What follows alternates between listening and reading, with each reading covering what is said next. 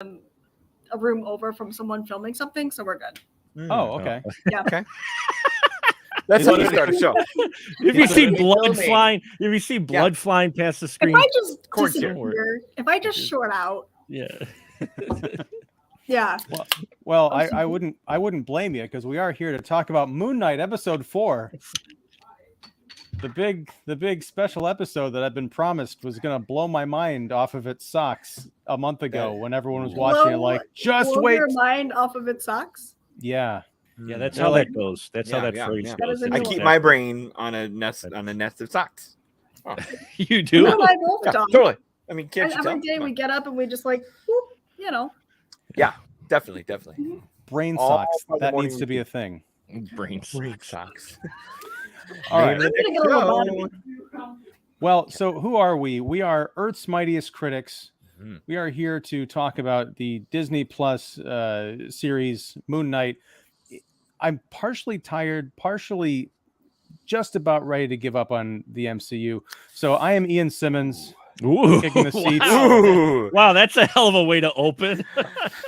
Mark, the DC shield over there just went. Keep Well, even the CW. Even the DC show's going, wow, that's savage, man. Who said come to the CW? Are we doing cum jokes again? Oh, that's right. Wow, nice. Just carrying over from last week, guys. Wednesday night. Elliot, I'm sorry. Elliot's like, what did I do? Yeah, this is Wednesday Night Live. I think we should do Wednesday night pre-tape so I can edit out all the non-family friendly stuff. Be a Wednesday 16-minute night show. after dark. What? No. Yeah, there you go. Wednesday nights after dark. I like Taxi that, Cab yeah. Confessions featuring Jake. Exactly. Taxi Cab Confessions. We haven't got to that episode yet, right?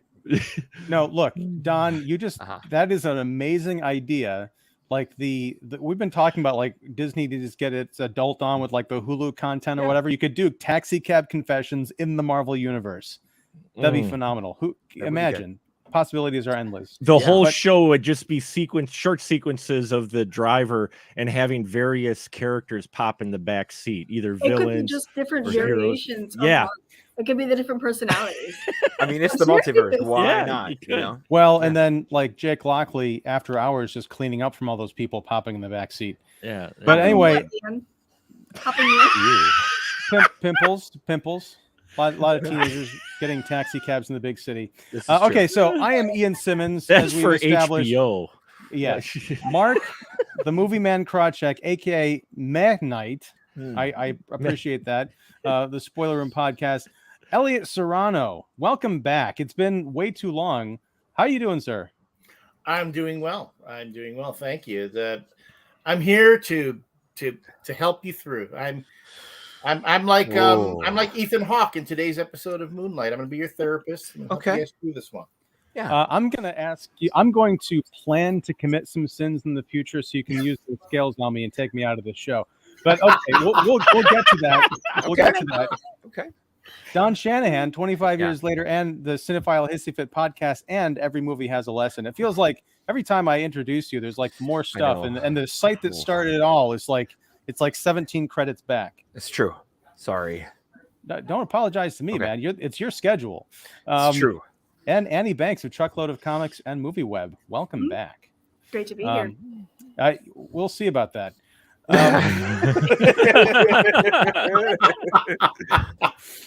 Yeah. I kid. No, you don't. You do not. I don't kid, and I do know, or something. Anyway, Will Johnson, the other half of the Cinephile Hissy Fit podcast, could not be here tonight because of other obligations. And I messaged him right before the show, and I said, "You've made the right choice.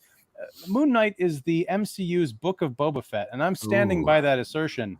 The more this show goes on, the harder it is for me to tune in each week. In fact, I have more fun hanging out with you guys, talking about the show and around the show than I do actually digging into the content. It occurs to me that the Moon Knight character in the 4 hours of programming we've had so far in this series has been on screen for less than 10 minutes. That might be fair. That might be fair. Yeah.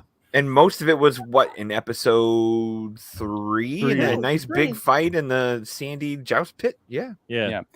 Now, I'm not saying it all has to be Moon Knight, but we are definitely getting some Boba Fett vibes in here. I know I understand the god Khonshu was frozen in stone, if that's even possible, at the end of the last episode. So the suit can't really manifest, right? But much like Boba Fett, there's at least one episode so far where the main character does not make an appearance at all, except for the previously in. But Plus, Ian, we that have was the best episode. That was the best when the main That what in Book Addition of by guy subtraction. wasn't there. Yeah. That was when we're like, hey, this show was going somewhere. Yeah, I agree, but it also has the same Boba Fett problem where you have this show's Fennec Shand, Layla, like leading the main character around in the kind of like clueless stupor through adventures, and she's out there having all the fun and doing. So I'm like, whose show is this, and how does this relate at all to the Moon Knight comics? I feel like I speak for the fanboys to say this is my show. Okay, I'm an Egyptologist, and I always have been, and this is where I need to be. They made the show for me. I don't know who You know those what? people are. John said everything I was gonna say, so Yeah. I'm out. Okay. Well, this has been episode 4, everybody. Join us back next week. Someone else's YouTube channel, I imagine, will be hosting this. Yeah, Elliot, you mentioned before we went on that you joined in because you wanted to snipe from within instead of just being in the comments, and I totally appreciate that. So I want to get your thoughts, man, because I've not really had a chance to talk to you about this show. We haven't. So tell us, first of all, where do you come from in terms of the Moon Knight comics fandom, and also what's your assessment of the show? I admit I'm being the negative Nancy or Nathan or whatever tonight, and that's fine. So I'm going to let everybody else enjoy the show and celebrate what they love about it, and also talk about anything that they might not. Are you sure you want me to be here then? yeah, I know. No, right? I mean, but we're gonna keep going. No, so Elliot, I gave that intro and then I kind of led away from it, but I'm going to steer back to you. That's the kind of pro I am. Give us your spiel for Moon Knight. Well, I'm going to be honest with you, Ian. Please do. I am having my struggles with the show. Mind you, I am not as up to date on the more recent developments that they've done with Moon Knight, like the comics? Jeff Lemire run. I didn't read as all of that. I was going back a bit. The whole Fist of Khonshu, Khonshu was actually introduced by Chuck Dixon way back when he did his Moon Knight run. I was going through my books and finding that, and like, oh yeah, this was before they decided they wanted to make Moon Knight more than just the Marvel's Batman. So introduce the supernatural element, and then just keep going on and on. And the problem I'm finding right now is that because in the continuity of comics, there are so many layers and so many different versions of the character. He's gone through so many iterations that Disney, the creators of Disney, could have taken the opportunity to strip away a lot of that stuff and just keep like the best of. And they've just decided to, no, we'll keep everything. We're just going to pile everything on, all the stuff from the comics, all the different runs. And, Well, except for the part, sorry to interrupt, but except for the part that kind of brought him to the dance, which is fighting colorful villains in, big cities. I mean, that was, as I mentioned in previous shows, I'm still muscling my way through that first collection. The great 1980 run with Sienkiewicz and Mensch.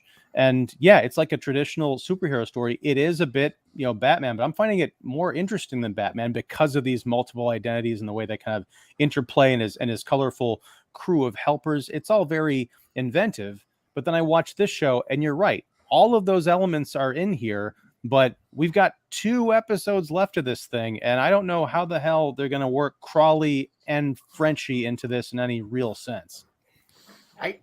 No, they had Crawley. Crawley was the statue. Yeah, I know, but I'm saying in any had Crawley.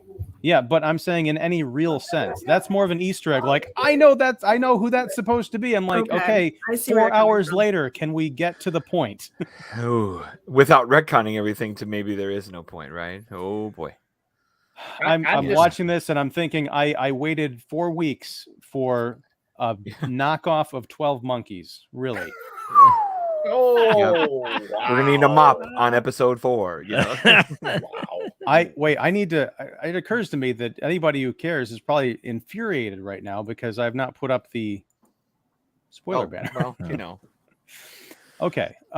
So Elliot, that's some very good points. And I think some of my frustration as well. When Layla and Mark, Steve, whoever are having these kind of arguments throughout this episode, I got the feeling I'm like, there is an entire movie that I missed involving these characters and the life they had before. I understand they're trying to like kind of catch up and drop you in the middle of it, but it doesn't work because I don't care about their fights now because I don't know who they are, and the sense I'm getting of who they are, I don't like. So just please bring back the costume and have it kick some ass. Yeah, I don't mean to piss on DC. Sorry, Mark. But this show feels like what DC was doing in the Snyderverse. Like, we're gonna have all this prior history that we don't show you because we're rushing to get to whatever present they want to do. Like, here we are, like you're saying, with this Layla and Mark history that is whispered upon and thought of that we don't know or care, but we're supposed to because it's the one chick in the show, which is a bummer. Well, I'm glad you said that, Don. I'm glad you said that, Don, because this is the most DC MCU product we have seen so far. I agree. And that's coming from the DC show. I fully recognize all the warts and everything with DC. Okay. I like the DC films, but I will also fully acknowledge the warts and stuff. It surprises me the approach they've taken with this. It feels like what you're saying, what DC was trying to do when they were trying to keep up with the Joneses, basically, or in this case, the Marvels. Yeah. When they were coming out with their product, and it surprises me. It really surprises me because I'm like, for me, I know nothing about Moon Knight. I'm probably the least versed out of anyone in this group. So I'm just coming at what's presented to me on the TV. And I'm looking at this going, even how much I love weird shit, pardon my French, but weird stuff. And the last 5 minutes really was weird. And I dug the second. I'm like, okay. I was kind of worried they were going to go, what are you going to J.R. Ewing me this? And these last 3 hours and 40 minutes of episodes were all in his head in the asylum. Really? You're going to do that to us? I'm like, please don't. At least do that. We needed Ethan Hawke in the shower then. What I've been saying this entire time. What I've been saying is that this should have been. I just rewatched the episode before jumping on. We have a blank wall where I'm at right now, and the projector casts, and it's really cool. I love watching stuff down here. Why would you do that to a perfectly nice wall? No. I got a projector here and a screen there. Yeah. Wow, I'm there.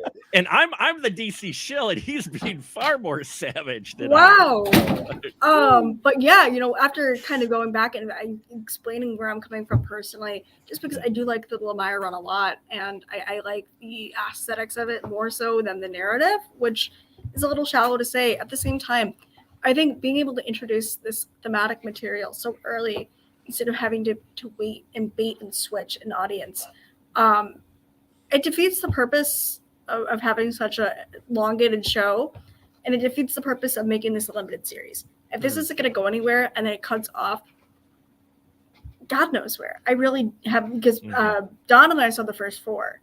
We've been waiting like a month or so for this. Yeah. For everyone else to kind of catch up, but we're with you guys where we're kind of going, okay, what's going to happen next? We see this new goddess enter the picture, and it's an interesting choice because she's the goddess of fertility and childbirth. And I don't know exactly where they're going to go with that, because you have nowhere,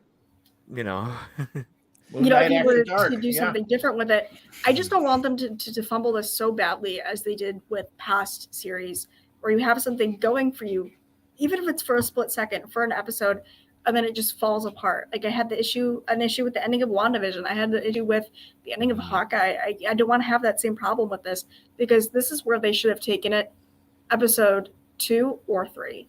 And then we should have been on this track. We should have been exploring more of this spirituality and the honoring the roots of, if you're going to go to Egypt and you're going to have it based in Egypt, or if you're going to honor the Lemire run and have it based in the asylum, do that. Now, do we know if that for the Putnam Asylum? Is that what it's called? I didn't see a name. I didn't see a name either. Because that was a question that was brought up by one of the writers at work. They were like, we don't know, I want to write an op-ed on this, but I don't know where this is based out of, and I don't want to be assuming. Is there a significance to that particular asylum? It was in the books. Okay. That's about as symbolic as it gets. And what's interesting is the way they have this series written. They could have easily jumped to this asylum page by episode 2. Oh yeah, and kept my interest a lot more, because the ideas, and it's what I said way back in the first episode. It's like they spent a whole episode setting up how Mark Spector is and how Mark and Steve. You get that within the first 10 minutes of the first episode of exactly what's going on with this character, what's, where it's possibly going. From a guy who knows nothing of the Moon Knight, I got it. I'm like, okay, he's got multiple personalities. One of them is the Moon Knight. He's serving this god. Let's move on. And they stuck on trying to build that up for like two full episodes, establishing what type of character he is, when it's like, then they introduce his wife, which was really great, but then they stay on that for a long time. I'm like, yeah. Give your audience a little credit. And if you're going to take us to this weird stuff that we have, which is either the underworld or whatever spiritual plane or whatever, and Egypt is a metaphor for that, I get it. Mm-hmm. Take us there sooner, because by now I'm sitting here going, what is everything beforehand? Did I just waste my time if this was all in his head? And you only got 2 episodes to try to answer things, wrap things up, get us to Ammit, get us dealing with Ethan Hawke, freeing Khonshu.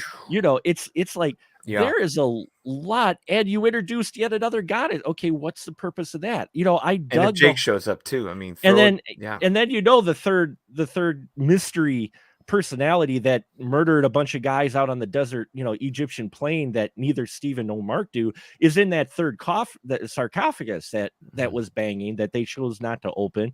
I mean, we know this. I get the feeling like the writers aren't giving their audience enough credit to put the pieces together, so they feel like they have to stretch it out in order to explain things. When you've raised an entire generation on MCU and stuff like this, we get the formula, you get the writing, you get the cues if you've paid attention to anything, and so it should have just come a lot sooner. You got 2 episodes left, and it's like, now we're getting to this cool, weird stuff in the last 5 minutes. But how are you going to tie all this stuff you introduced us to for 3 hours, 2 hours and 45 minutes or whatever? I just got this horrible feeling that, because the Lemire collection, I think Annie and I were reading the same thing last week. I had finished it last week, and I was not that high on it. I know you were still reading. I don't know if you finished it yet. I'm almost done. I'm very close. But I mean, that was pretty much all Asylum based. I have a feeling what they're going to do in here is they're going to rip that carpet out from under us probably by the middle of episode 5. And then we're going to be back to the desert and that whole conflict. And we're going to be back to the same story that we had leading up to it. It's going to be like a spell or an illusion or something to like try and trap Mark in his own, a prison for his multiple psyches, so that Ethan Hawke can do whatever. And then they're going to have the big, CGI fight with the gods in episode 6. That's my prediction. It's coming. Come on. If it's taking the DC formula, taking the DC formula, absolutely, that's what you're gonna get. Skybeam's coming. Skybeam. Annie, let me put it this way. I hope I'm right, because I will at least be awake. That will be a guarantee that I will not need coffee through this damn show at 4:00 in the afternoon. Because nothing keeps Ian awake more than a Skybeam, than a good DC Skybeam. Yep. DC Skybeam, absolutely. Bring back Skybeam. That's where I'm at. Ian feels about the entirety of Warner Brothers' media, right? And how much he just loves to praise and rave. Yeah. Pour out his heart. Ian, Mark, yeah. Subscribe to Mark's Patreon so that you can see the pre-show last night where I talked about Batman. Anyway, it's amazing. It's amazing he still comes on my show, because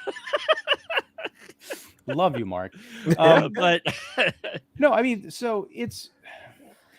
I gotta say, and we say this, I think every week, the MVP of this show is Ethan Hawke. Yeah, and totally. I was the only thing I really liked about the Asylum part is the fact that we got to see Ethan Hawke do something else than Arthur Harrow, because even the Arthur Harrow shtick is getting a bit old. I mean, I know he's in the desert or anything, but he just looks like really watery and sweaty and kind of tired, which I understand because he's read all of the scripts for this show.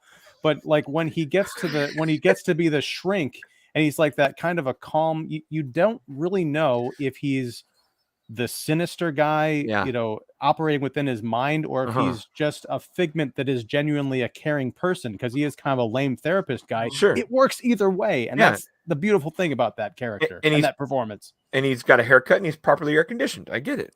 Mustache. Yeah. Well, yes. But even his lackeys in here were the soldiers from the pyramid.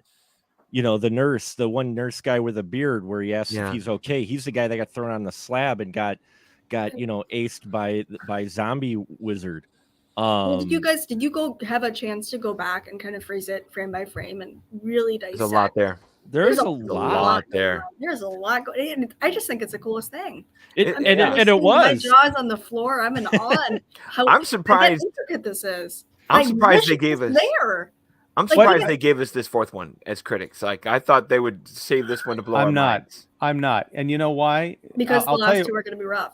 That's why. No, but here's the thing. Has anyone kept up with the ratings for this show, or can people even track them, like viewership? That's a good question. I'm going to grab the phone and look. Don't mind me looking down. I can say that it should be telling that when you open up Disney Plus, the banner at the top for the Proud Family animated series stays up longer than the banner for Moon Knight. And last week when I got a stopwatch over there, last week when I logged in to watch Moon Knight, the standard for the musical, something with Evan, Dear Evan Hansen? No, the new one, something like Evan or what, I forgot what it was, but it was a musical. It actually showed Better up. Nate Than Ever. Thank you. Yeah, thank you. You're welcome. I have old people's brain. No, Better Nate Than Ever showed up actually as a banner first before Moon Knight, and I'm like, well, that's telling if they're not plugging. I'm looking at the ratings right now on and first of all, they describe the meta description for the series is a seductively dark series that may be both eerie and shadowy, full of hijinks. None of that has happened so far. Wait, but here's the thing. Yeah. There's no show that can be described as eerie and shadowy and full of hijinks. Oh boy. It's currently at an 87. The last, from viewership standpoint, the last I'm seeing was the premiere episode. Was viewership behind Loki but ahead of Hawkeye. They say about 1.8 million U.S. households, which sounds like a drop in the bucket when we're talking Super Bowls in Dallas in the 80s, but that's a fairish number nowadays. Well, I mean, Loki I'm was more interested 2.5 though, so I'm more interested in how it's tracking in these 4 weeks because my hypothesis is that it's not doing well, borne out only by the fact that a month ago, or a little bit more than a month ago, some of us got the email from the publicist saying, hey, here's the first 4 episodes. You have 72 hours to watch them or whatever it was, and then they're gone. And I didn't watch them for us, luckily, but well, this thing is I didn't watch them because I don't have time to like watch all that stuff. Plus I have to rewatch it because my memory is Swiss cheese as it is with movies and TV. But I've gotten 2 renewals in the last couple of weeks saying, hey, we've extended it again. Please talk about this show and recommend people watch it. We're hemorrhaging viewers. I believe you. I think that's exactly the reason why. Not a gift to us, but a need of theirs. Yeah. Totally. Well, even though the way that they timed the screenings, they gave us 72 hours to watch 4 episodes. And if you consider someone that is, has a wife and kids, works a 9 to 5, does other things, extracurriculars, needs like people like Will who decided to make a sacrifice for one thing over the other. Will, if you're watching this, we miss you. We need you to say something nice about this show in the comments. But well, hopefully he's not commenting. He's got a lot on his plate. I know. The sentiment is there, Ian. But you know what? Like, I had a couple of our critic friends text me and they're like, "Have you seen Moon Knight?" I was like, "Yeah." And honest to God, guys, I kept it on as like background noise for 2 and 3, and then it was this episode. I was like, I gotta pay attention. But that's what it was. I don't think a lot of people. I usually like to write if I'm during watching a screening. If I have the ability to keep it going on one monitor and then start writing on the other, so I could, like Ian, I need that freshness in my brain. And Petty's here. Hi, Petty. Oh, I gotta get to the comments. But Julia preloaded with us this, usual, it was like it didn't get the attention that it needed from even like watching it. And I have a lot of friends that are MCU super fans or just will love pop culture for the hype of it, whether it's fantastic or whether it's this, and it's week by week. Week by week, they're like, "This is the best show I've ever seen." I'm like, do I hit the block button? What do I do? But it's interesting to see how audience engagement has totally only sparked when there's specific questions, especially coming from an SEO standpoint, where people are looking for specific questions or asking specific things so they can look ahead and kind of keep themselves in tune with what to expect, not because they're fully engaged with the series. Right. Yeah.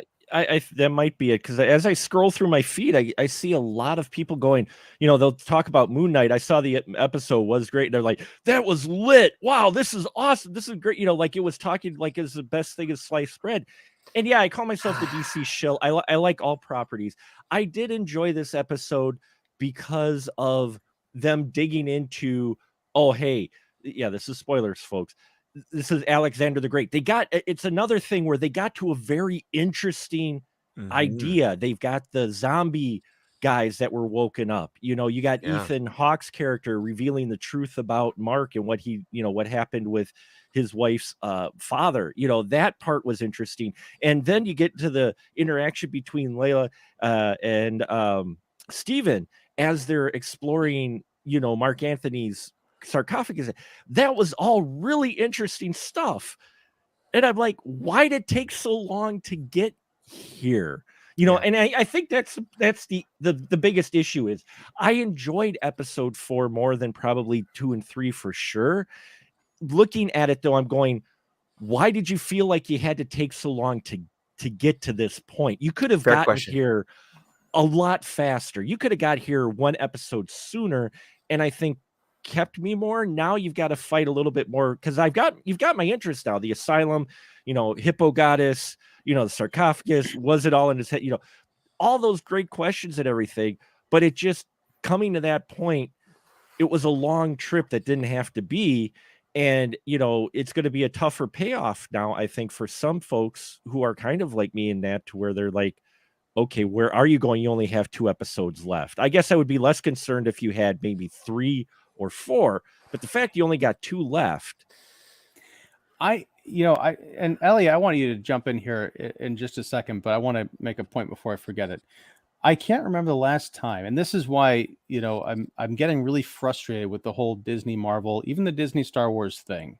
I can't remember the last time we've watched one of these series where it's 6 episodes or 8 episodes where we haven't been like, how are they going to wrap this up? Instead of, I can't wait for this to, I never want this to end. It's so exciting. It's so amazing. The storytelling is so tight, and they're going to all these amazing places. It's always like, okay, they've introduced this and this and this. It's more of a speculation game of, will they make it to the finish line, rather than I'm watching something that I'm going to remember 25 years from now. So that's my soapbox. Elliot, jump in. Well, I will say this. I think one of the things that we probably, tend to forget is that we can't expect Marvel to produce masterpieces every time out. You're going to have duds as they go along. It happens in every phase of the MCU, right? This is true. Not according to Will Johnson. I have to stand up for him. Good thing he's not here. Yeah, I will not stand up for him. Sorry. You would have jumped through the screen and had your head. Add to that Disney Plus, they're not so worried about the ratings from week to week. They want to build up that library. They just want to build it up, and they're not even worried about who's watching Moon Knight now. It's because who's going to be watching it later.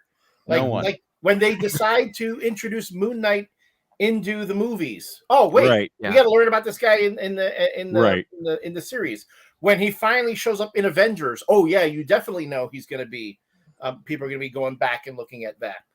And for all the pacing problems that they're having right now, I'm sorry. I've been struggling with Superman and Lois for the past freaking year, and I love that season's show. rough, and now the show is driving me nuts. I'm right there with you on Superman and Lois. This is a rough season. Yeah, And they're like, and it's even repeating stuff they've done before. So at the very least, I've only got 2 more. And I agree with you guys. This episode 4 should have been episode 3. I was not a fan of episode 3. I was like, oh, really? He's got to have Khonshu turn the sky. I go, there's an app for that. There's literally an app for that. Thank you. You want to see what the sky looked like 1,000 years ago? Boop, boop, boop, boop. There it is. So easy.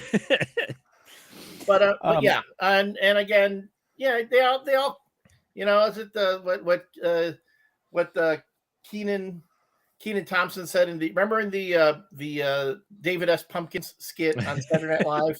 Oh, of course. He goes, why'd you go all in on David S. Pumpkins? There's a thousand stories of terror. Well, they can't all be winners. Yeah.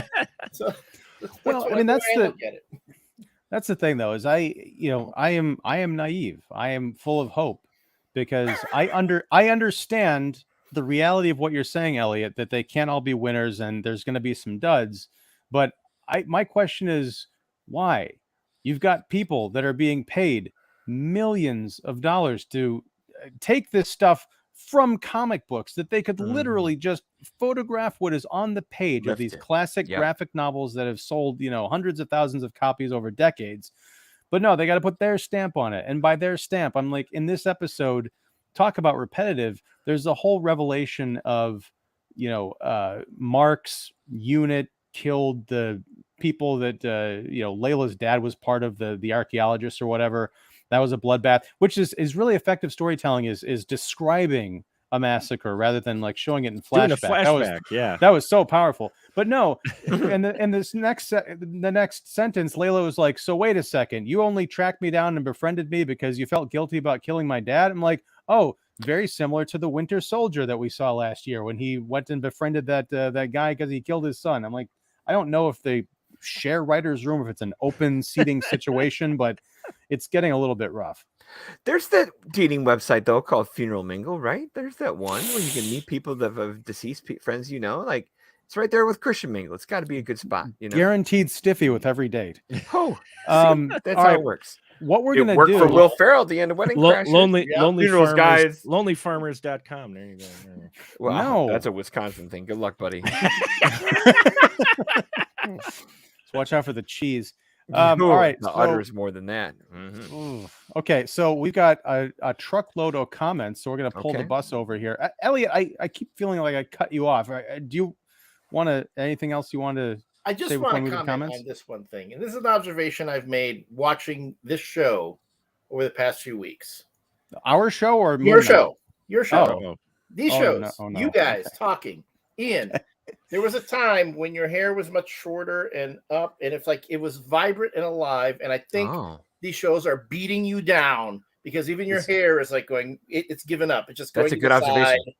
And just doesn't want to. It is a great observation, and I'll tell you something. I thought about that very thing, like 10 minutes before I got on here. I realized that I have not worn a Marvel shirt for the entirety of Moon Knight. That's been like my thing. As I slick my hair back, I get the Marvel T-shirt. I go out and I buy a Marvel T-shirt based on whatever show we're about to watch. Sometimes you didn't rush to Hot Topic and get your Moon Knight shirt. He's a Five Below man, but Five Below. I'm not paying $20 for a T-shirt. Fuck no. Yeah, I used to live at Hot Topic, by the way. Oh, you get some pictures of me around 2000. That is lit. Next week, can we just not do a show and slideshow through all of Ian's early times? All of our, we're all old. All of our aughts. We would look great. All of our aughts. Ooh, that'd be a good name for the slideshow, Don. Aughtward. Aughtward. Yeah. I got a picture of me with hair in here somewhere. Absolutely, yeah. I think I saw that. Strawberry blonde, baby. It's good. It's good stuff. Yeah. I've seen the old pictures of you, Don. Thank you. I've seen you share them enough to get an idea of what it would have been. All right. Well, yeah. So you better get to those comments before our lack of hair takes over the show. Elliot, I'll make you this promise. If there's any sign of life for me personally in episode 5, for episode 6, I will show up in some kind of a Marvel / Moon Knight outfit. And if there's not, I'm either going to be topless or I'll be wearing a Batman shirt in protest as my farewell to the MCU. Wow. Okay. Wow. Wow. Yeah. Folks, that is something to tune in for. Don't even get Right. me started on that Thor Love and Thunder trailer. I was like, you know how me, many I times watch are we that going shit. to deconstruct? Oh, I don't know my place in the world. I got to find myself. No Again. surprise. Again. Again, 4 times. Go for it. Yes. Yeah. All right. Again. Comments. Without even seeing the trailer, I can. No surprise. No. I'm hopeful. Again, I'm hopeful. I'm naive. This is why I'm constantly getting my heart broken and stepped on, and why I'm getting more and more enraged. No, I love Ian, I Taika have a question Waititi. for you. I have an answer. Did you or did you not like Ragnarok? See, that's all you need right there. Loved You Then Ragnarok. loved you're it? in. Then Yes. you're in. You're fine. Okay, then this is Taika No. Waititi. Yeah, that's all you need. I know it's It's Taika Taika. Waititi, You're but fine. as Elliot just said, you can't win them all. And I'm hoping that this trailer was the absolute worst that movie has to offer. But I I thought it think was they one should of the just worst stop trailers making I've ever trailers about seen. this altogether. Thank you. I think you just put this one out and you just disappear off the face of the earth. Taika shifts his press tour around Our Flag Means Death, and then we move on. And then we wait. What is this? June, July? Yeah, something like that. You wait until June or July. You let people have this because I from what I've heard, we don't see gore. We don't see a lot of that. Which I'm sure leaves the We don't fanboys pissed. see so. anything else except for a few snippets here and there of who might appear and who may be teased to appear. Leave it at that. What is the harm of? They need help drumming up business. That's my thing. Is They why? don't need. You show it to a bunch of gay people once, and that's all they're going to talk about for the next 3 months. That's your demographic for trailers. Got it. You heard it from Annie. Gay people watch trailers. Gay people love Taika Waititi. Yeah. Oh, that too. I don't blame them. So Yeah. I personally like the part in the trailer where Thor is imagining Hitler as his imaginary friend. Oh, wouldn't that be something? Like if Red Skull just showed up, like the Red MCU Skull Hitler. just Yeah. Thor Rabbit. I A love dancing Hugo Weaving. Hello. Thor Rabbit. There you go. Oh. Thor Rabbit and a rock. Great. We've just- I'd buy You're that onto for $1. something. There's You're some the- you're the- quotes in this show taken out of context. You should have been here last week. All the sexual innuendo. I I'm can't wait for the surprised- comments because that's where it all came from last week. Like, bring them on. I'm So G surprised was we didn't gonna get set us kicked off for gays love the trailers. All right, but okay. What the hell was I going to say? I don't remember. comments. But we're going to go to comments. Yes. Yeah. Okay. So kick back, everybody. This will be the last hour and a half of the show. Well, front loaded. Yes, as always. I may not be around for today's discussion. That's demonstrably untrue. But we'll leave a thought. Moon Knight would make a good Woody Allen superhero project. The multiple personality character offers some comic possibilities. Oh god! Yes. Can you imagine Woody's script coming out of Oscar Isaac's accented mouth, like, "Hello, you got guys? No, really? Come on, no. Oh, the dither. Come on. Oh, it would be hilarious. Yeah. I'd watch it though. I tell you what. I would too. Episode 4 is better writing, cinematography, editing wise so far. About 8 minutes in. Well, it's 8 minutes, guys. Oh well, never mind. Yeah. This show does have the typical Hollywood Orientalist, a negative or not well-informed view of Egypt, Middle East as a less developed exotic civilization, and view of Egypt, ancient gods. Let me just address this.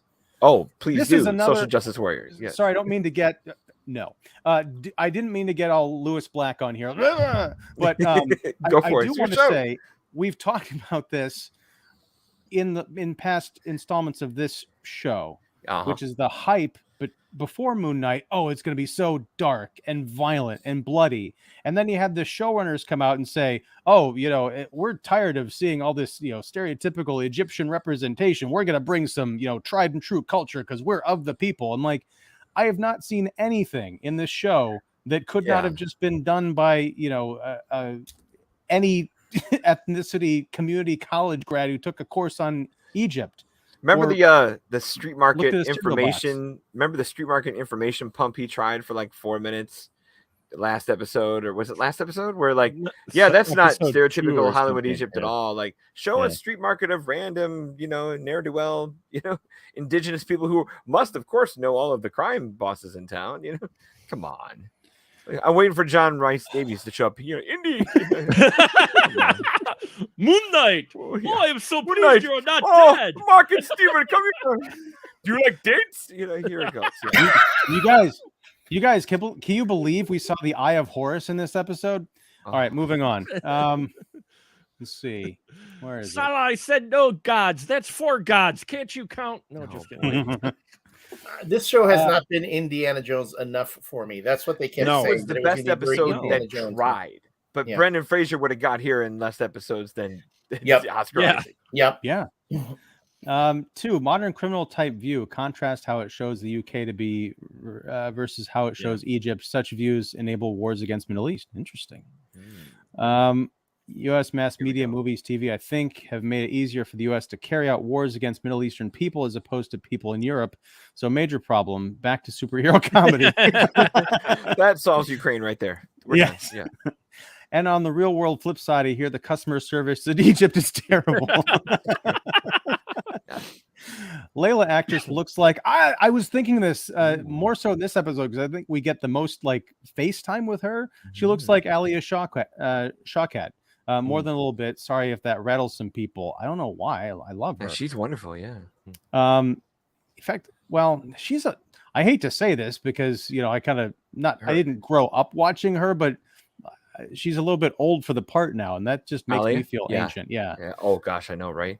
When she's like doing the old person part in was it Being the Ricardos? We're like, oh wow, this is where Alia lands now. She's moms and old spinster types now. Here we go.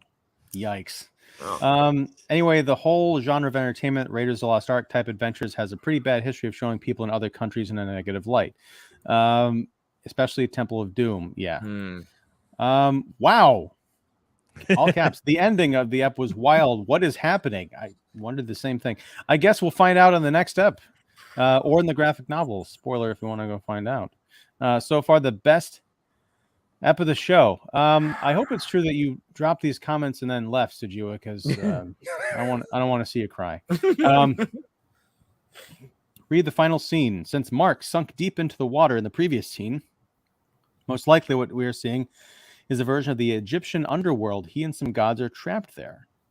I buy that. His frames of reference are making it seem like a mental hospital with the actual look of the place. Maybe this is the most like Steve Jobs designed, Apple Store asylum. Even Hawk's office seen. With like the different they shot it on the inside of an Amazon facility. Did they? No. Oh, I was going to say, but it looked like it. He didn't have his stuff displayed like someone would normally display. They were laid out like you're looking for the price tag. Yeah. In your office, like little pedestals here, little pedestals there. Yeah, it was weird. Yeah. I would bump into those things just trying to get in the room. Like, right. Yeah. Like, I'm actually gonna redo my set here to look like that. No. Oh. And we have Penny. Good evening, everyone. I haven't seen the episode, but the exchange of ideas about the episode by the experts in the live is much more interesting than the episode itself. I've been saying that for weeks. Thank you for agreeing. Episode 4 is good, Penny. Sejua, why you gotta be disagreeable? Get a room, you two. No. Episode 4 was shot in a more cinematic and interesting style. The previous apps were more like TV. You do got to step up in cinematographer this episode with Andrew Draws Palermo from Lowry and like Green Knight. Like this did. I'll admit this one looked. They played sharp. with aspect ratio, and this one looked sharp. I thought you got a pro in there this week. Yeah. They did some creative stuff more so than the last 3 episodes.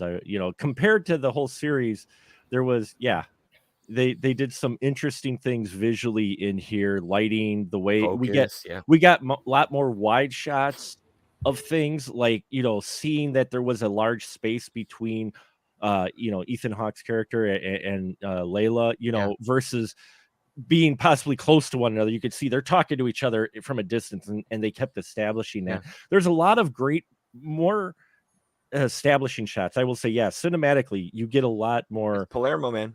You get a better visual narrative than you did in the last episodes.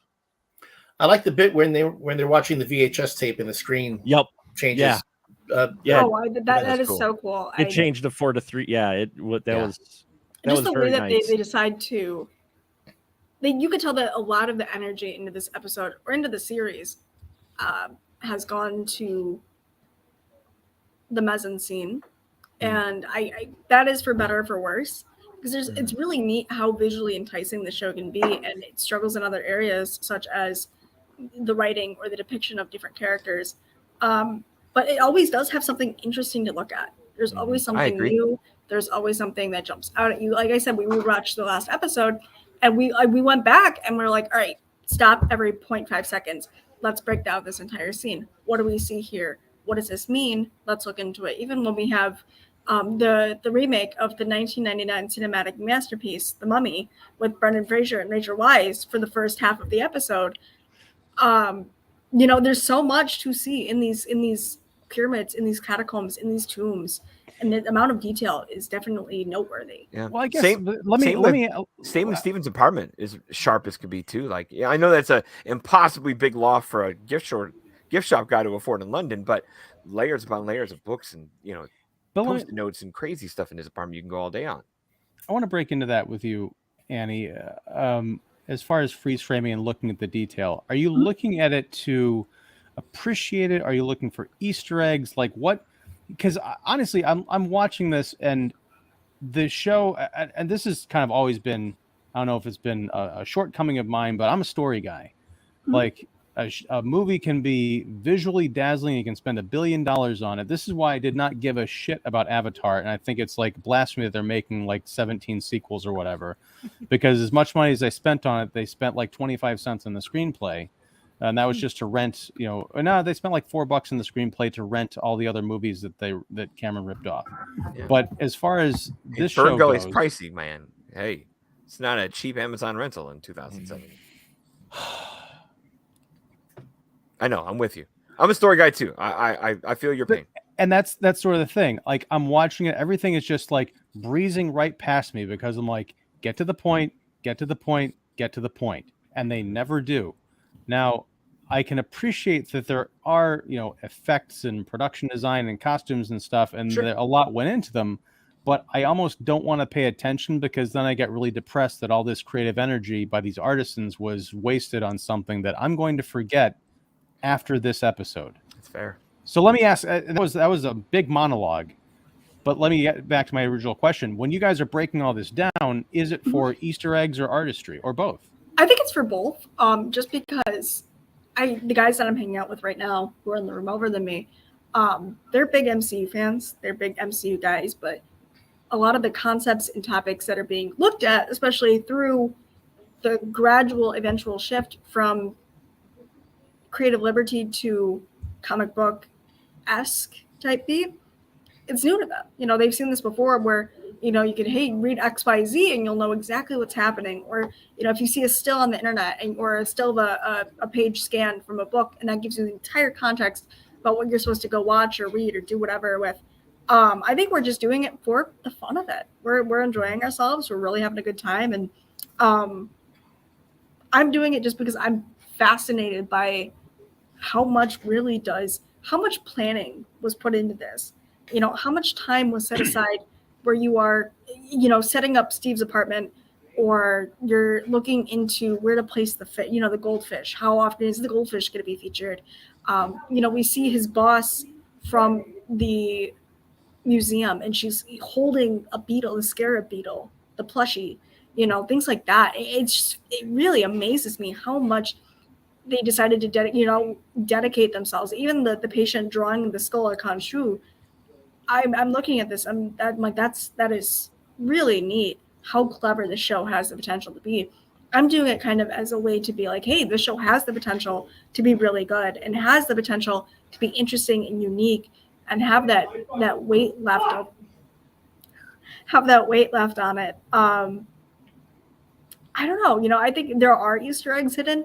I think everything that we have seen already in that last scene or that last 20 minutes has kind of encapsulated itself enough where you get an idea of what might happen, but you don't exactly know what's going to happen fully. Who's in that other sarcophagus? Oh, it's going to be Jake. You know what I mean? Jake's going to pop out sooner or later. Who's that god? I'm going to start looking up who that god is. Oh, what is, the cupcakes from the Cupcake Band? Oh, was that real? Was that fake? Whatever, and kind of taking that and going, all right, how much of this was planned or how much of this could have been a coincidence? How much of it could be nodding to future projects? What will we be looking for? What can we expect? But what don't what isn't going to stick, what's there just to kind of continue with this misdirection or this misguidance. The show has consistently struggled with tone, and it has allowed for having so many identities. It doesn't have one of its own.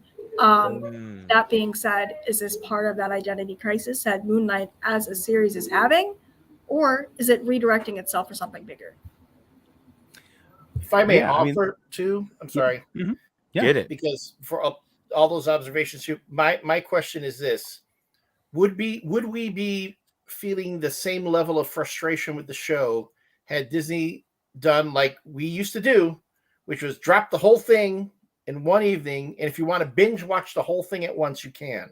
Especially with only being 6.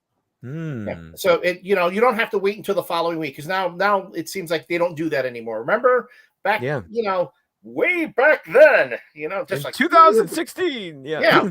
When if you wanted a new season of something, they just dropped the whole thing, and people would binge the whole thing and then give and then go back and review it. Much like Annie, is done with the episodes.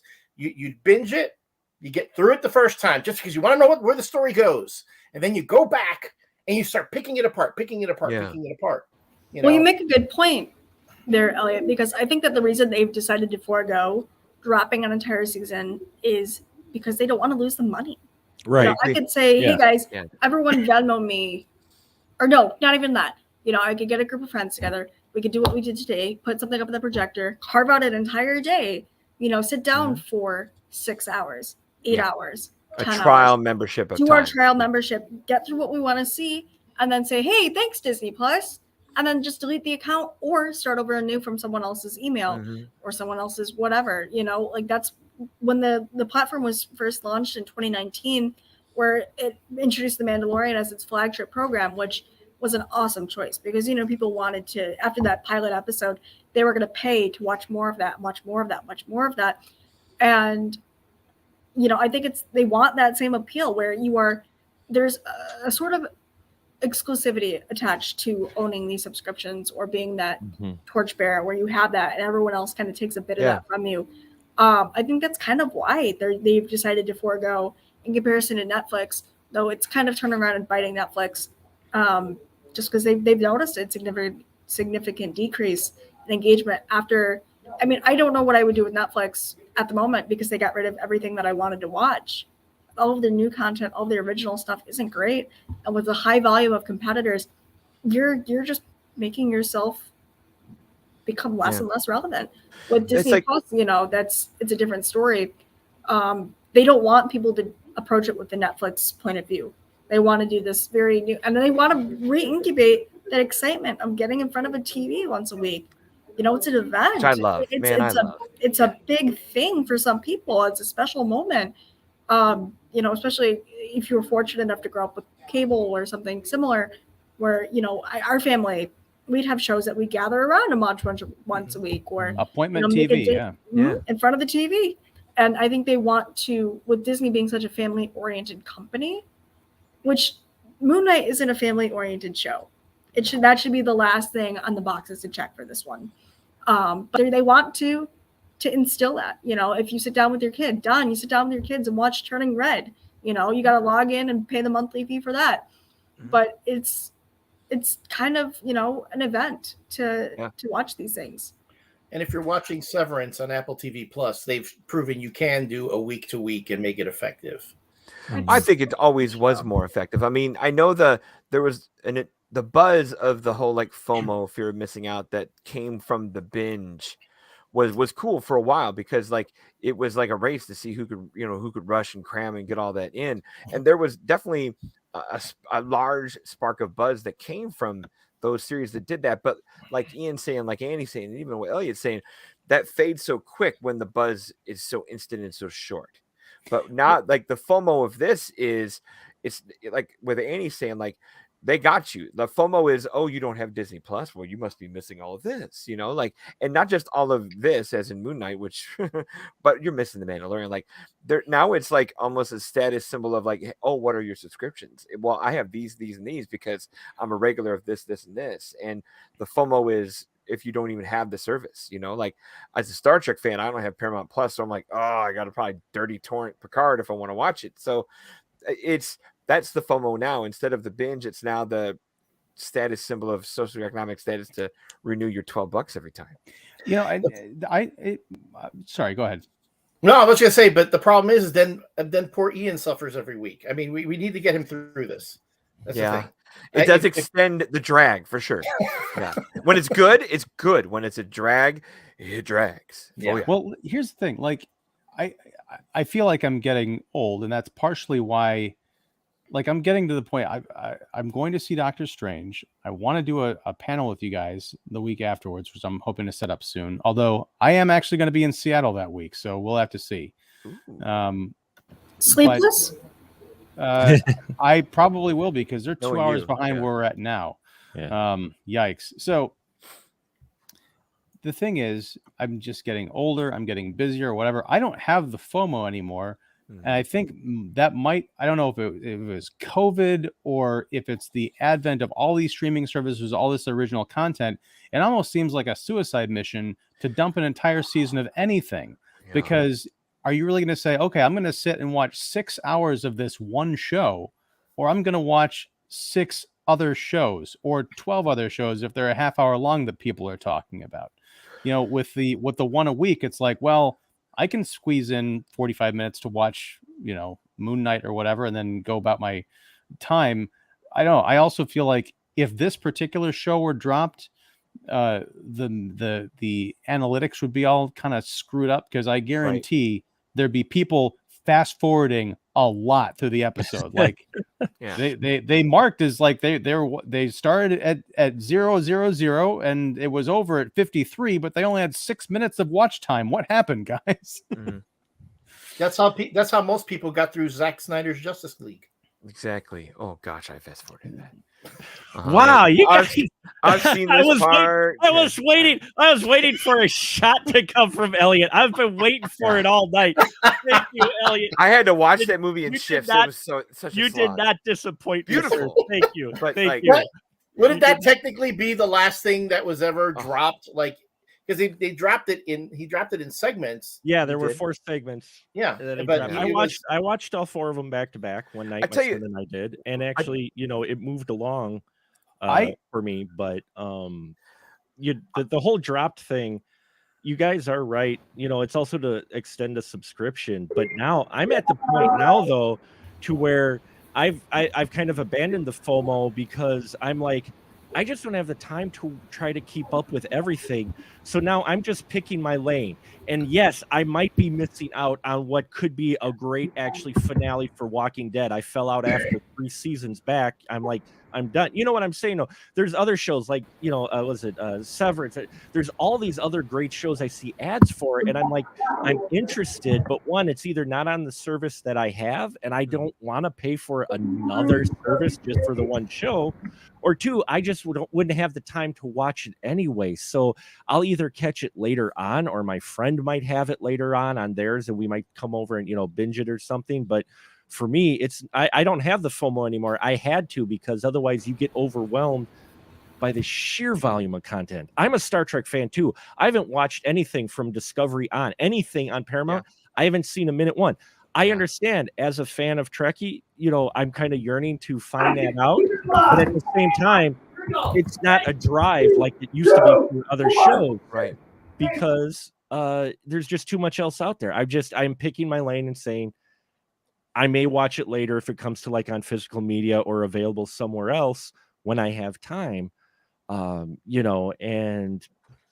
Moon Knight dropping it all at once, I don't think would help right now with this. It might even fade quicker, and they don't necessarily want, because they're trying to keep you salivating for something MCU until Multiverse Madness comes out.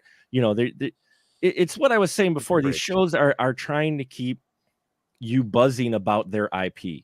Like they need help with that, which is what I'm always saying. Right? They don't need the help. They don't necessarily need to, but they feel the need to. I know. And the problem is you end up getting not up to standard material. I will say one advantage, and this circles back to Ellie and I being Superman and Lois people. One advantage to these these dropped series is the way that Marvel does them, and most streaming services do them. When they complete the entire thing in one big production run, then they can drop them dependably week to week. Elliot and I have sat through 2 seasons of week here, week there, delays of trying to get through Superman and Lois. There's a 2-week delay here. There's a 3-week delay here. Oh, COVID hit and they're barely done. They're still trying to finish the season while the season's going. Like some of that's COVID, some of that's the nature of a longer form television. But like, I'm very happy when like we hear about these shows, like, all right, 6 episodes. Well, then that's gonna be a reliable 6 weeks. I'm good to go. No guessing of like how long are they gonna stretch this crap out, because like Superman and Lois, when's this going to end? September. but let's also say that they're just taking the page out of the comics. I finally got Batman 89 #5 today, and it was supposed to drop back in like November or December. See, comics have notoriously gone that way too, where just production delays are crazy there. Yeah, Mark, I picked that up last week, and I had that same experience at the shop. The guy handed me my pull list. I'm like, I thought this series was over. But okay, we're getting to the time here, so let's go through. Let's get through the rest of these comments. I love these. I should just like divide this into like the show and the after show, because we always end up going off in these awesome tangents. But all right, so wait. Let me see. You recommended episode 4. Okay, so we watched that. Sajua, Petty says, Sajua, hello, thanks for the recommendation. Okay. One question. I'm not sure. I just answered the email to get here. Yeah. Oh, that was a callback to last week. Oh, that's right. which I appreciate. No one knows. Does even Ian know who Ian is? No, I really don't. Let's hope Dean joins the live show, provides a unique vision. No need for Dean. Oh, okay. Let's see. Moon Knight better than Boba Fett early eps now. I will take less flashback and more movement forward, even with the swerve here in episode 4. At least this series, overstuffed as it is moving forward instead of backwards. I'll take that to Boba Fett. I gotta say, in that moment, looking at Sajua's comment, I was reminded of what Will has done to my brain, which is every time I see a comment like that, I think of the Thor, not the GIF, but the meme where he's like, yeah, is it though? Yeah. Is it though? he hammers that one literally and figuratively. Yeah. Oh, hey, congrats to Disney for showing some kissing, attraction, physical stuff in a superhero show. Hanging with a hot lady in the desert. Time for some tent time. Can they bang some rocks like Eternals? Come on. You be nice to Stephen Grant. I would not call him a hot lady. I would. He is. What's that? He is. Oscar Isaac's. Put me in a room with Oscar Isaac. See what happens. He's gonna pound that table harder than you are now. So you enjoyed it. So you enjoyed some of his scenes in Ex Machina, is what you're saying? Yeah. That is a perfect way of putting it. Thank you. The adult version of this show going on Hulu is going to be called Moon Nut. Yeah. All right. Yeah. Sorry. It won't be live though, will it? I don't know. Annie, who's coming through that door? Will it be Memorex? No, wait. Sorry, now I'm old. Anyway. Oh, I heard that. If they do, it'll be a show for only fans. No, all right. The different visual styles of eps may mirror the confusing experience of the main character. Perhaps the desert stuff we saw in episode 4 is the style of the main reality of this show. Huh. That's a lot of credit, man. Well, I mean, Annie's right. Like, TV has gone through the school of Damon Lindelof for the last 10 years, chasing Lost, because Lost used to plant all this shit. Like every little desk, foible and fobble and item was something. It had triple meaning. So Marvel, like whoever's making these shows, grew up on Lost to the point where they feel like they got to do that too. Yeah. All right. Annie knows a lot of words. Good job. I have no idea what that even references. Journalism major. 923. Dental appointment TV. Yes. That's Moon Knight for Ian. Does that mean, is that like the out for the show? Like, and that's been Moon Knight for Ian. Oh boy. Now I'm just thinking of the producers. It's Moon Knight for Hitler and Germany. No. Let's see. Goose step for you and for me. Anyway. Mark, from what I understand, you are a Trekkie. Have you seen Star Trek Picard? Did you like it? Nope. I have not watched it. I want to, man. I don't have Paramount Plus. My friend has it. I'll have to go over to his place one night and we'll watch it. But one night? It's on season 2. I know. With Well, 3 I'm coming, watching right? it. Yeah. No, I haven't watched it. It sounds like they've added a lot of fans back. In all honesty, some of the stuff that I've been reading, while it might be exciting for a Trek fan, it's turning into the nostalgia porn that Ooh, I heard. that Stranger Things, in all honesty, was. Don't get me wrong, I love Stranger Things story. I like Stranger Things story the last season because it was the least amount of nostalgia. Oh, look, we're in the 80s. The legacy character genre, which Ian and I have talked about before, is seeping into the TV shows now. And it could be a good or bad thing if you're exploring further, but also a lot of it just feels like, hey, we could do this. We could get this person. Let's work them back into the show, and it's like, I even saw a clip from Picard season 2 where they had Q. I love Q. Q is one of my favorite characters ever to come out of Trek. Whatever version of Q you get, whether it's Delancey, whoever playing Q, just that character is a wonderful and one of the best characters to come out of Trek. And even seeing him in the trailer, I'm like, oh, they brought back Q. I see the trailer to Picard, and when I see all the familiar faces, I'm like, oh, so it's next generation. Well, brought to you by ARP. I'm not. I mean, I have not kept up on Trek. I know there are people who like it, but I too have been reading about it and watching commentary on it. And Discovery and Picard just sound like the anti-Trek to me, so I have no interest. But they released the trailer for season. I'm sorry, but graphic violence and F-bombs and all that stuff, that's Gene Roddenberry is spinning in his grave into oblivion. But I want to say, get him, Elliot. What? As someone who's actually been watching the shows, it's not like that. But anyway, I'm sorry, you're saying that there's not graphic violence and F-bombs in it. No. Trust in Elliot. The clips that I've seen, I've been watching in context. Okay, it's not like the show is full of that kind of stuff. Yeah, I'm just saying. People are focusing on I'm saying here and there. Yeah. So Picard's the limey. It's kind of like if they just randomly busted out into full on porn during a remake of a Tribbles episode. That I'm sorry, that's still not Trek. Jerry Ryan is instead of Trouble with Tribbles, Tricks with Tribbles. I would watch that in a heartbeat. That too. But no, and he's like, what the hell? And he's like, what's with the fur porn going on here? Getting back to, and this is the last I'll talk about. Wait a minute, Doug. Can you say that again? Furry porn? We just chopped into a Tribbles, right? Would that be the OG of furry porn, right? The little Tribbles? No? Okay. No. No. Oh. I'm on the phone with Holy Ministries at the moment. Well, they love reproducing. Anyway, it's spring break.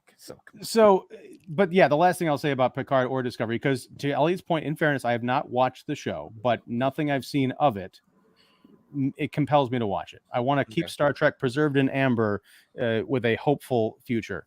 Anyway, you mean one where John Hammond drills in and reclones it with frog DNA to something new in 50 years? That'd be great.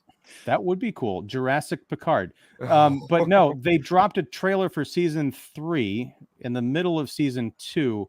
And it was all just, hey, we're going to get everybody from the Next Generation back for season 3. So please, for the love of God, keep watching. Anyhow, it's going to work. We've got a few more comments here. Let's see. Oh no, that was the Trekkie one, and that was the one where I was at too. Is I wasn't trying to judge on the show. It's just that nothing on the show that I saw was compelling me to really go out and go, hey, I got to get a Paramount Plus thing and watch it. I go to Yellowstone's there. Being starting to get there, but I'm not saying the show is good or bad. It's just nothing from the trailer, because I'm just looking at this going, you're doing now what movies are doing for some of these original OGIPs, and that is you're bringing them back. Even if it's a compelling story, you're still bringing them back to pull in that, because that's the thing now. Find your legacy character, bring them back for a show or TV or cameo. Even a limited series now you can do if their schedule is free.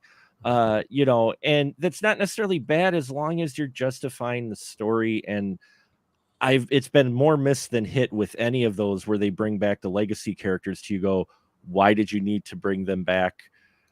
at all when you could have at least just referenced them and moved on. I want to see new.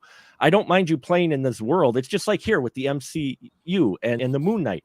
It's interesting to see them do something different and try to play into a different part of the world of the MCU. That's great. They're stumbling along the way for me on it, but it's at least interesting to see them play in that sandbox. And I'm happy we haven't yet gotten a cameo by some Avenger or some other MCU character. Bad props so far. We haven't really. Wait till episode 5. It's yeah. With this, well, I got the question to the dais. Would an accompanying familiar character be training wheels to help this along, or just further the stumble?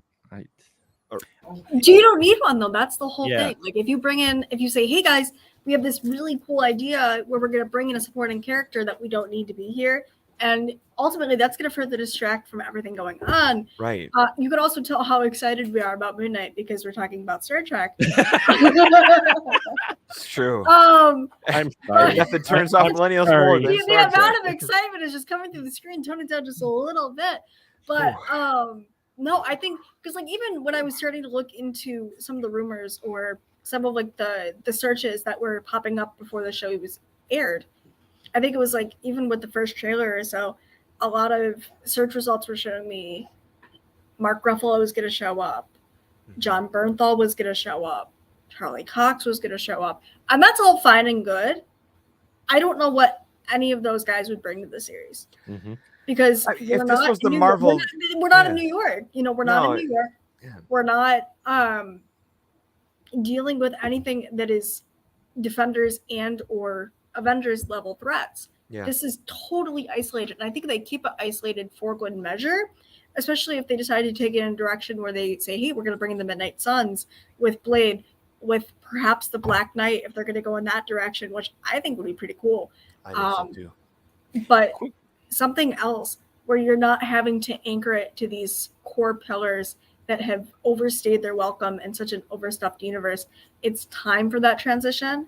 And without that transition, you are either losing out on a more youthful audience per se, more interested audience, or you are unable to pass that torch from generation to generation because I know people are still white knuckling Downey Jr.'s time as Iron Man. That's gone. It's done. I know. And we need to let go and we need to embrace this shift. And I think that the writers aren't fully embracing it. You're so lucky I'm not in that room with you, Annie. What would you do? You'd be catching some hands right now. No. Wow. Okay, Braun Strowman. No, let me been ask. Threatened, and it's been recorded. See you in court, Elliot. Okay, Amber. Oh God, now I have to go. Wow, that was a great Amber. Yeah. You know Amber Heard of Aquaman and Aquaman. Yeah, it's about right. That's all she's got. No, I mean, look, we don't need to get in the whole Amber Heard situation, but I think it's unfortunate. Look, I really liked her in All the Boys Love Mandy Lane. She was in the Rum Diaries with Johnny Depp, and I thought that was they were really interesting in that together. It's unfortunate that she's got talent, but she's also got issues. All right, look. What the hell was I going to say? I don't know. Remember. Oh, I do remember. Credit her appearance on Magic Mike. What the hell, Ian? Yikes. All right. I did want to ask because you brought up John Bernthal. I did not watch The Punisher. I think I got through the first part of season 2 when he was in Daredevil. Liked what I saw, but my question is, Frank Castle from the comics was a Vietnam vet. Was Bernthal's incarnation, was he from like one of the more recent wars? Was he still a war vet? Was that still part of his story? I think he was an ex-Marine. Was he an ex-Marine? If I remember correctly. Because I was just thinking, wars. We've always got a lot of war going on. Yeah, you can rotate that forward easily. Yeah. Because I was thinking, if the minds at Disney wanted to get really creative and blow some people away, they could have actually showed this massacre in Moon Knight that we are described, where Layla's dad gets killed, and who was one of the mercenaries / soldiers. Maybe this took place on the base. Like in the background, look, it's a young Frank Castle. I'd be okay with that, because that's normally their shtick is throw a layer here, throw a layer there, and it can work. Like if this went the street level hero route, I would see no harm in having the Daredevils and the Midnight Sun stuff. But once they went Egypt, I thought what you guys thought, that Blade or Black Knight tops would ever show up. So I don't know. Well, it's one of those things where when we started this show, I'm like, I know everybody says this is post blip, but they don't reference. You don't have any. I'm sitting here. I'm sitting here going, it's only, how many years is it since everybody returned that that Moon Knight is happening, and that's a major event. So you're saying, that's why I was wondering, especially with the flip phones and that, is this actually pre-blip adventures? No, it's post-blip, Mark. No, I'm saying though, you could easily take it in any position. There's nothing in here that references anything that's happened in the other first 3 phases. There's nothing in this show. So this show is definitely that's what I'm saying. Is that module? Is that a detriment or a missing pair of training wheels? Well, no, I don't think it's a detriment. I think they don't know how to handle that. I think it's a good way to go. I don't think they're handling it properly. Is what I think.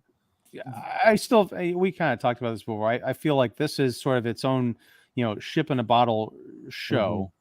Because they're like, well, this doesn't have to connect with anything. And, I wonder if that decision was made after the execs looked at the layout for all 6 episodes, like, no, we don't need this guy interacting with the Avengers or Daredevil. He'll just, he'll go away. But I want to coin something, Mark, a blip phone. You keep bringing up flip phones. I want the blip phone. I don't know what that would be. Yes. All right. But okay, so we're gonna exit out of this in a couple of minutes because we're running over time. And I love all of you guys, but I'm also passing out. Although I gotta say my enthusiasm level skyrocketed since we started. I don't know if it shows on my face. Okay. Certainly not in my hair, as Elliot pointed out. You don't look. It felt like He's right. You've given and Elliot, you have the spike on. It's sharp. So yeah. We actually exchanged hair right before the show. Okay, so Sujima said also this fighting in a pyramid with no snack breaks, not realistic. When I first read that comment on the screen, breaks. No, I thought he was talking about our show tonight because we are talking in an inverted pyramid. We have gotten a little contentious, and we haven't had any snack breaks. Petty says one of the things that shocks me the most about Star Trek Discovery is the total lack of respect for the chain of command. In Star Trek Voyager, you did what Janeway ordered. There you go. I just watched Star Trek the Motion Picture, and throughout that film, Decker, Kirk's number one, is being an insubordinate jerk the whole time. So and look what happened to him. Look what happened to him. Post Seventh Heaven or pre Seventh Heaven? Because pre by Elliot, a couple the more of decades. You speak, the more your Chicago accent comes out. It's amazing. Jardine era. We going there again? Yeah. Gotta go to the Illinois. David Foley when we need him. Illinois is gonna go shop at the Jewels. We'll go shop at the Jewels. All right, so and look who it is. Hey, it's David J. Hey, it's David. Hey, David. Hi, David. He's alive. I never mistake Elliot for you, and I never mistake Elliot for no. Well, the role of David Foley is being played by Elliott Serrano tonight. I appreciate it. Can we get a movie with you guys as like long lost brothers or something? That'd be kind of cool. Can they hug in a secluded room in a mental hospital somewhere and then? Oh wait, you act like we haven't. I don't want to pound that table either, Annie. They've already done that. Wait, what? You act like that hasn't happened already. Right. No, then Don said my name. What did you say, Don? I said I don't want to pound that table either, Annie, but with Elliot and David in a room, Oh, you want to pound that table. I would pound that table with you guys, yes. David's got the better. Patty's got another comment. You guys are setting up an OnlyFans. Will they be pounding tables? Oh, that'd be a handle. It's not just make sure you show your feet. the feet pounding the table. Your membership. The stats go up. Let me tell you. Irish Cream's retired, but I can come back. I get it.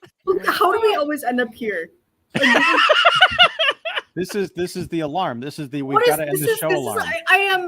This is like Oscar Isaac in the Rise of Skywalker, where he's Palpatine has returned. Somehow, the foot has returned. Yeah, Eddie Reno has returned. Oh. you made a reference to a movie I don't even think exists. What is it? You're saying there was a third Star Wars? No, you know what? It actually ended with The Last Jedi. I wish it would. I'm not wearing any socks right now. Does anyone Well, David's gonna go topless next week, so well, you know, it's gonna be great. Wow. Bare feet, au natural. There's nothing natural about my bare feet. All right. So yeah, you don't want to see mine either. Yeah. All right, now here we go. We're gonna close out on Star Trek. Oh, there's more. Okay. All right, everybody. I'm closing down the comments after this. I love all of you, but some of us have to get your own show. No, you gotta get the last few. Yeah, there's a couple that maybe circle the wagons back. I haven't been looking, but yeah, I like them being surprises. Discovery was not good for me. Too many feelings and talking. Sorry. Not enough Vulcans, I guess. First season of Discovery was good. Season 2 was okay. Season 3 not great, but great effects. That's all right. Who is Ian? Answer: Ian is our Wilbur Mercer, and all the viewers are loyal followers to Ianism. Oh wow, you're an ism. I confess to not knowing who Wilbur Mercer is, but he sounds awesome. Should I know? Does he? You know, don't make me do the Thor meme. Just filling in for my partner. Yeah. They held hands and cried on the Millennium Falcon. Oh, is that what you guys called it? Okay. Yeah.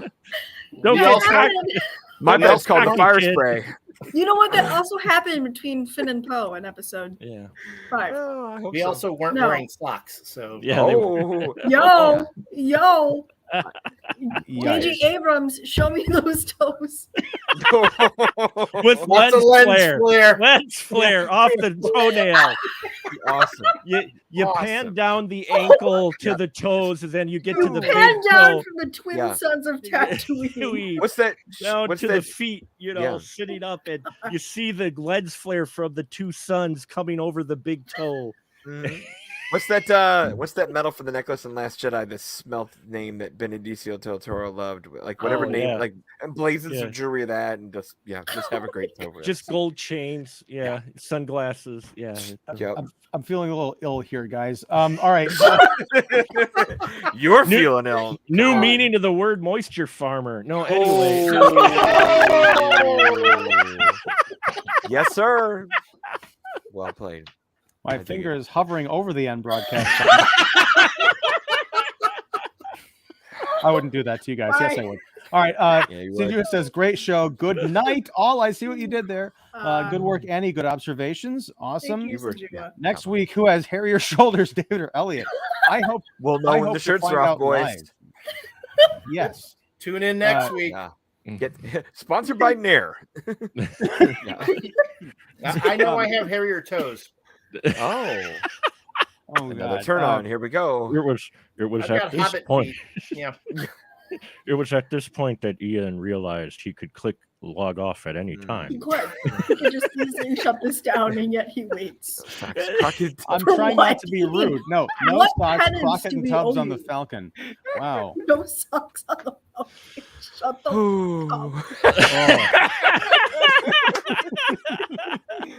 We broke Annie out too. That was Star Wars Celebration Chicago, folks. You had to be there. Extra Jardinera. Yeah. All right, excellent show. Thank you, and thank you for the out, Petty, and thank you for joining us. And thank you to Sajiwa, and thank you, Deanne, out there, who is joining us in spirit and in reference. But all right, I am, as always, Ian Simmons from Kicking the Seats. We have Annie Banks of Truckload of Comics and Movie Web, Don Shanahan of Everything, Mark Krawcheck of The Spoiler Room, Elliott Serrano. Elliott, what are you up to? What are you doing lately? Plug. I was gonna say plug yourself, but I don't want to get back into that toe business. Oh, come on. We've got a new show called the MCU Review, where we're going through all the Marvel movies in order of release. So if you want to go to facebook.com/MCU Review, you can find our show live stream as well as listen to it on the Radio Misfits Podcast Network.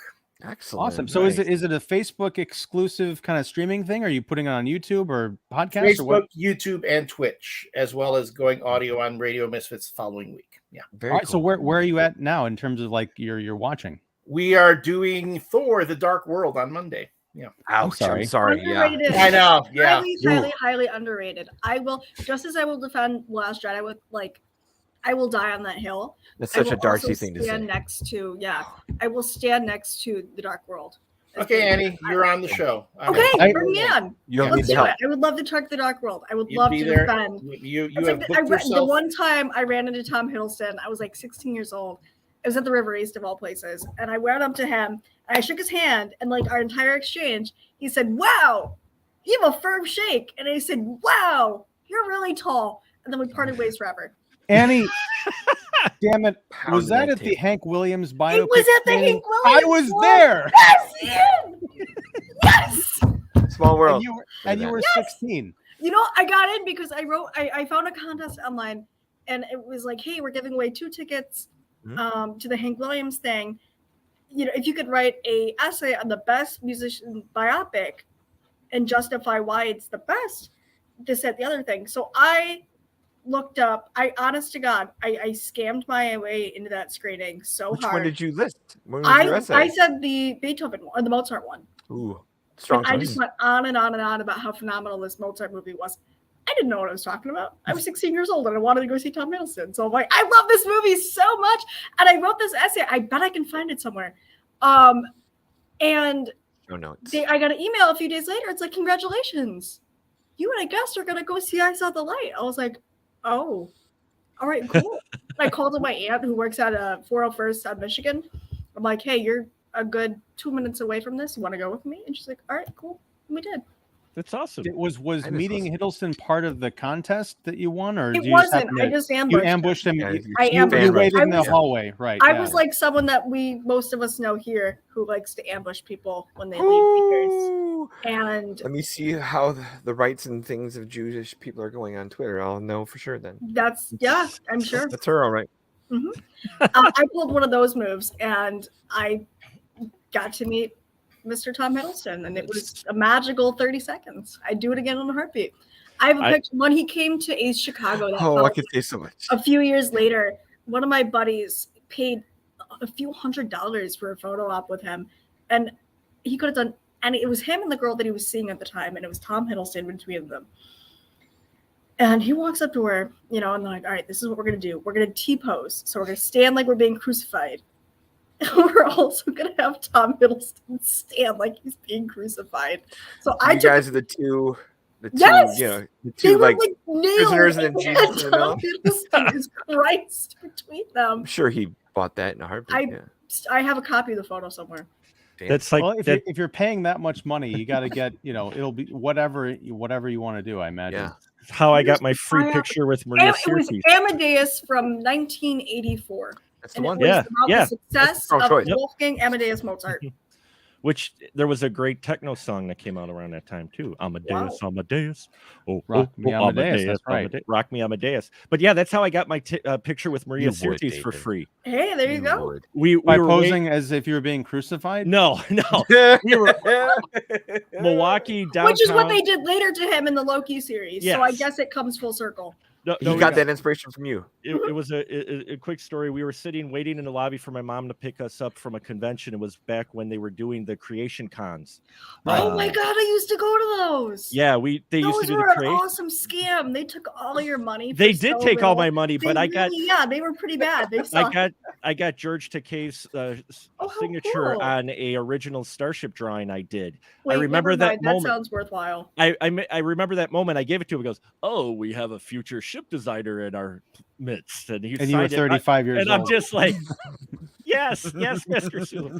But we're waiting for my mom to pick us up, and I'm like sitting there going, "Oh man, I wish we could have got to meet Maria Sirtis." And my friend goes, "Oh, well, she's standing over there." She was standing there with two of her, entourage waiting for the cab. It was over at the convention, and so I go in my loud voice. I know, surprise. I go, she wouldn't want to take a picture with us.